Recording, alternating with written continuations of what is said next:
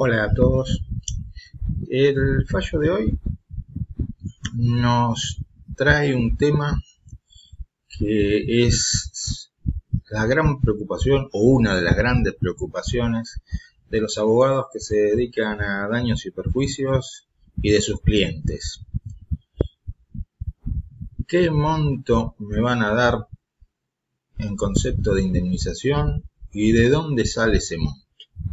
Sobre todo, esta preocupación, este desvelo se da en casos como el de la indemnización por el mal llamado valor vida, el caso del daño moral o extrapatrimonial y el caso de la incapacidad sobreviniente.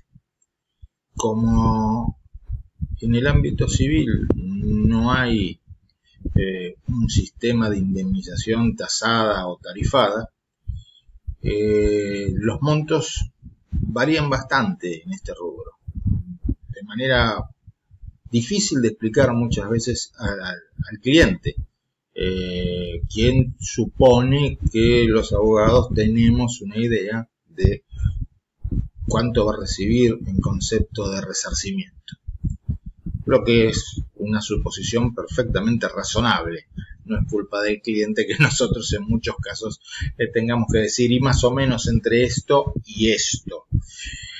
Bueno, este caso resuelto por la Sala 2 de la Cámara en lo Civil y Comercial del Departamento Judicial de Morón, se ocupa de ese tema, entre otras cuestiones, pero nos vamos a detener en esa, en el monto de la indemnización por incapacidad sobreviniente.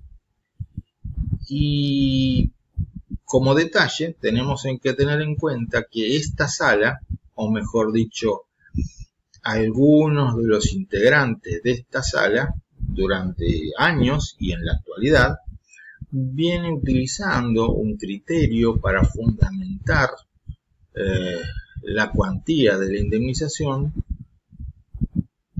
en la utilización de la fórmula del llamado valor por punto de incapacidad.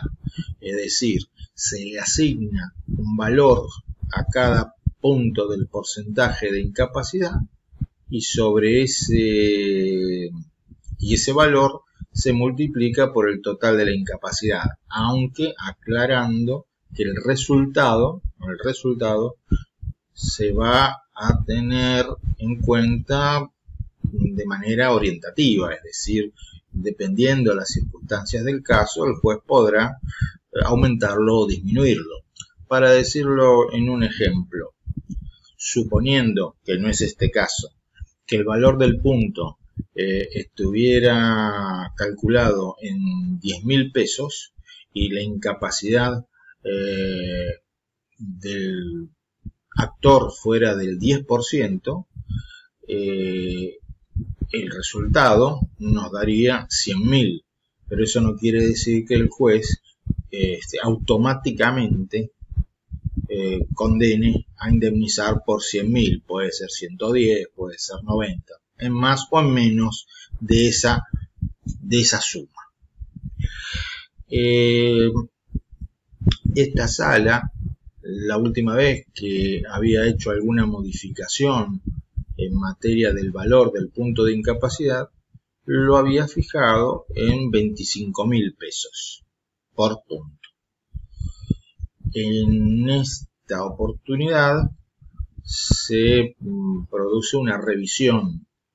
Uno de los vocales intervinientes, el doctor Gallo, se pronuncia por aplicar, por aumentar, por ajustar el monto del valor por punto en 35.000. Así, en su voto, el doctor Gallo recuerda que la base referencial que estaban utilizando es la de 25.000 pesos por punto de incapacidad y que por la evolución, la desfavorable evolución de nuestra economía, considera conveniente ajustar esa base y para pasarlo a partir de la fecha a un monto de 35.000 pesos por punto de incapacidad. Y aclara lo que decía hace un rato: la aplicación de esta teoría del valor por punto, el doctor Gallo lo pone en francés, no implica la utilización de una fórmula matemática abstracta y fría, sino valerse y exteriorizar de un punto de vista objetivo, adecuable luego a las variables circunstancias de cada caso en particular. Hay que hacer una aclaración. Como les digo, es el voto del doctor Gallo, que es el segundo magistrado en votar. El preopinante es el doctor Jorda. El doctor Gallo adhiere a todos los fundamentos del vocal preopinante, adhiere a los montos fijados por el vocal preopinante, pero, como les digo, además puntualiza que el doctor Gallo, aplica el sistema de valor por punto. El doctor Jorda no menciona este método, simplemente teniendo en cuenta el porcentaje de incapacidad, llega a un monto por incapacidad sobreviniente de 580.000 pesos, un capital de 580.000 pesos. Ese es el capital al que llega el vocal preopinante, y el doctor Gallo, que es el segundo en votar, adhiere a ese monto. Si calculamos el valor por punto de incapacidad, con este monto nuevo de 35.000, vemos que se llega a una suma similar. ¿Por qué?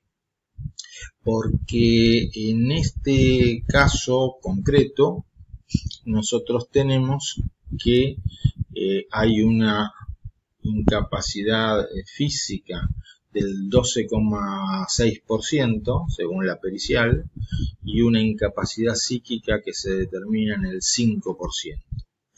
Téngase en cuenta que para sumar las incapacidades, esa incapacidad del 5% se tiene que calcular sobre la incapacidad residual, es decir, después de descontar el 12,6% del 100% de la capacidad, va a quedar una capacidad residual del 87,40. Sobre ese 87,40 hay que calcular el 5%. A ese resultado que da, sumarlo al 12,60, y a este último resultado multiplicarlo por 35.000. Es decir, si ustedes tienen que la incapacidad física es del 12,6 o 12,60, y a eso hay que sumarle una incapacidad psíquica del 5%, ese 5% se tiene que extraer de lo que se llama la capacidad residual, o sea, la capacidad que quedó después de restar el 12,60. Esa capacidad residual es el 87,40. Entonces es un 5% sobre el 87,40, lo cual nos da un 4,37%. Por ende, la incapacidad total en este caso será del 16,97. Si en cambio sumáramos 12,60 más 5 nos daría 17,60. Con el método de capacidad residual, que es el que se utiliza habitualmente, la incapacidad total da menos. Entonces, un porcentaje menor. Entonces, sobre ese porcentaje de 16,97%, se hace la multiplicación de los 35.000, que acá está con un 0 de más, sobre los 35.000, y nos va a dar como resultado 593.950 pesos. Se otorgó 580.000. Como les dije, la fórmula no se aplica de manera automática, sino que se aplica ponderando o analizando las circunstancias del caso. Por lo tanto, el resultado final puede ser mayor o menor. Hasta acá el caso. El método de valor por punto por lo menos cumple con la función de dar un fundamento a por qué llegamos a 580.000 pesos. Fundamento con el que podemos estar de acuerdo o no. Personalmente no estoy de acuerdo, y más ahora, más en la actualidad, pero por lo menos da un fundamento. Cumple con la prescripción de que los jueces deben fundar sus sentencias. Cuando en cambio el juez se limita a poner una suma, yo entiendo que no hay fundamento, aunque el fundamento en todo caso es aparente. Sin perjuicio de este caso, que se rigió por el Código Viejo, por la época de los hechos, es interesante tener en cuenta lo que va a pasar en la actualidad con los casos en donde se aplique indudablemente el Código Nuevo. El artículo 1746, que se refiere a la indemnización por incapacidad sobreviniente, dice que la indemnización debe ser evaluada mediante la determinación de un capital de tal modo que sus rentas cubran la disminución de la aptitud del damnificado para realizar actividades productivas o económicamente valorables y que se agote ese capital al término del plazo en que razonablemente pudo continuar realizando tales actividades. No creo que se pueda llegar a sacar este capital sin utilizar una fórmula matemática. No veo la forma en que se haga. Y este método del valor por punto no es apto para sacar este capital. Por más que pueda servir para dar un fundamento de por qué 580 y no 1.200.000 o 150.000, no es apto para poder evaluar este capital.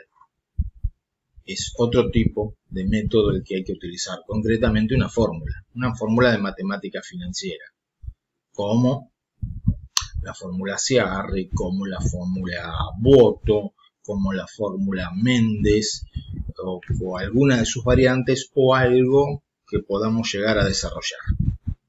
Es uno de los grandes temas del momento. Espero que estos cálculos se hayan entendido. Acá en mi diapositiva puse un 0 de más, son 35.000, no son 350.000, que quede claro eso para la hora de hacer los números, y nos vemos en el próximo video. Hasta luego.